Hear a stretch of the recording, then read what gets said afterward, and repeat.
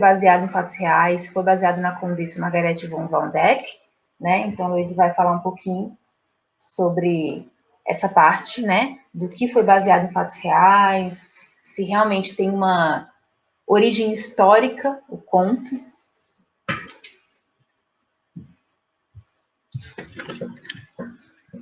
Então, bom dia.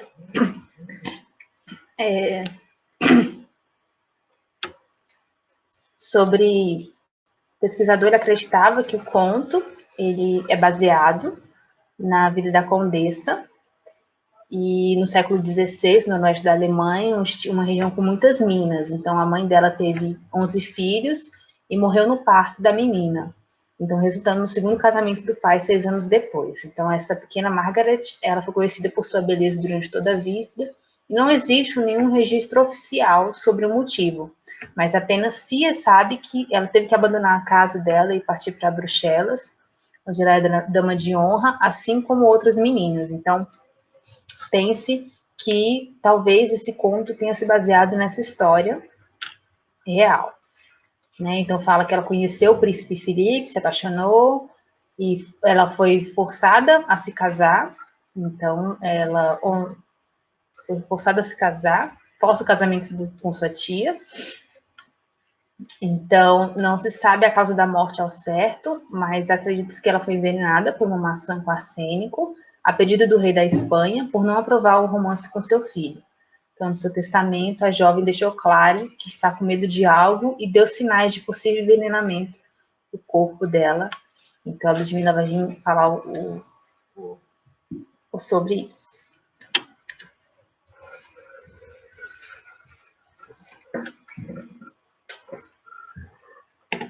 Então, assim, o que se acredita é que muito tenha sido inspirado, né, nessa história, uma das histórias, possivelmente, e a outra história da Maria Sofia Margareta Catarina von Hertal, que também tem muitas similaridades, que acreditam que ela tenha sido a verdadeira Branca de Neve, porque no castelo tem esse registro, né, em 1629, e a esposa a mãe dela faleceu em 1641, então ela teve uma madrasta. Nesse castelo que ela cresceu também tem algumas coisas.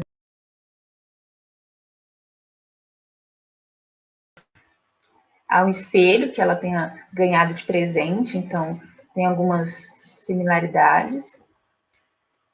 Também é dito sobre a madrasta dela que as duas não se davam bem e que tinha um descaso com relação da madrasta a ela. Então, e também a região é conhecida por fazer inúmeros artefatos de vidro, então a questão do espelho, do caixão de vidro, é algo que se encaixa também na história. Outra parte também interessante é que o contexto cultural, né? Por que se usa uma maçã no conto? É interessante falar que para os povos germânicos a maçã ela tem uma simbologia de imortalidade, de juventude. Então tem toda uma questão também espiritual do fruto, além de ser um fruto muito comum na Alemanha, tem também aí uma questão de simbologia mesmo. Era associada a hindu, a deusa da eterna juventude. Então a maçã aparece com essa simbologia. Eu vou trazer aqui algumas curiosidades sobre a Branca de Neve e Sete Anões, né, que a origem do conto ela é controversa. É possível que tenha se iniciado na Idade Média e se mantido pela tradição, né, através da Alemanha. E os irmãos Grimm foram que publicaram a versão mais conhecida, que se tornou a mais divulgada também. Então, antigamente, a questão dos anões é uma questão até controversa, porque antigamente se dava preferência a crianças para o trabalho da mineração, porque são mais fáceis de entrar nos túneis pequenos, então muitas vezes as crianças se deformavam e eram chamadas de anões. Então, a questão dos anões trabalharem nas minas é uma questão também histórica que acontecia. E existem mais de 75 versões da história, que pode ser que foi contada por gerações, né? E a cada década e a cada região foi sendo adaptada essa mesma história.